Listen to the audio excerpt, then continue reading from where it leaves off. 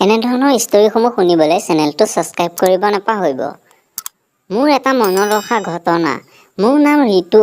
মই এজনী বোৱাৰী ৰং নম্বৰত ভাল পাইছিলোঁ। তাইৰ নাম দীপা। তাইৰ বয়স প্ৰায় 23 বছৰমান হ'ব।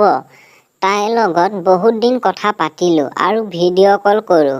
এদিন এনেকৈ কথা পাতোঁতে তাইক মই কৈ দিলোঁ, তোমাক মোৰ বহুত ভাল লাগে।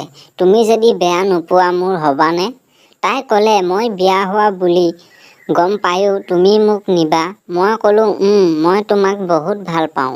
এনেকৈ আমি দুয়ো কথা পাতি থাকোঁ। মই তাইক ভিডিঅ' কল কৰোঁতে দেখা কি তাইৰ স্লিম ফিগাৰ। তাই কি টিকা এবাৰ সন্ধিয়া টিকাহে কৰিব মন যায়। এদিন মই তাইক লগ ধৰিলোঁ, অলপ জেগা ফুৰিম আৰু ভালকৈ দেখা শুনা হ'ম বুলি কৈ তাই আহি মোক ফোন কৰিলে আৰু মই অলপ আগুৱাই গ'লোঁ। তাইক লগ পালোঁ। তাইক দেখি মই পাগল হৈ গ'লোঁ। তাই ইমান ধুনীয়াজনী হৈ আহিছিল। তাইক মই দেখাতেই তাইৰ ওপৰ চোৱাতহে চকু পৰিছিল। তাই কি মিডিয়াম চাইজৰ মাল। দেখিলেই খাওঁ খাওঁ লাগে। তাৰ পাছত মই তাইক ধাবা এখনলৈ লৈ গ'লোঁ আৰু সৰুকৈ ৰুম এটা লৈ ভিতৰলৈ সোমাই গ'লোঁ আৰু আমি দুয়ো একেলগে কিবা কিবি খালোঁ। মই বিয়েৰ এটা অৰ্ডাৰ দিলোঁ আৰু আনি দিলে। মই অলপ খালোঁ। তাইক সুধিলোঁ, তুমি অলপ খাবানে? তাই ক'লে, বহুত নিচা লাগে নেকি?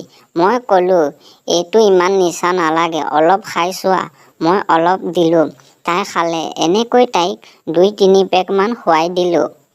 তাই অলপ নিচা লাগিছিল। মই তাইক লাহেকৈ বিচনাখনতে শুৱাই চুমা এটা খালোঁ। তাইও মোক খালে। তাই অলপো লাজ কৰা নাছিল। তাই বহুত ভাল পাইছিল। তাই ক'লে মোক, তুমি জোৰে সাবটি ধৰা। মই জোৰে ধৰিলোঁ। আহ বুলি কৈছিল। মোৰ বহুত ভাল লাগিছিল। মই তাইক বগৰাই খুব চুমা খালোঁ আৰু শেষত আমাৰ দুটা মৰম দি হৈ গ'ল। বোৱাৰীজনী হয় যদিও বেয়া লগা নাছিল। এনেকৈ ৰং নম্বৰত পোৱা দীপা বোৱাৰীজনীক ধাবাত নি মৰম দিলোঁ। এনেধৰণৰ ষ্টৰিসমূহ শুনিবলৈ আপোনালোকে সাওঁতকৈ ছাবস্ক্ৰাইব কৰি ল'ব আৰু লগতে লাইক এটা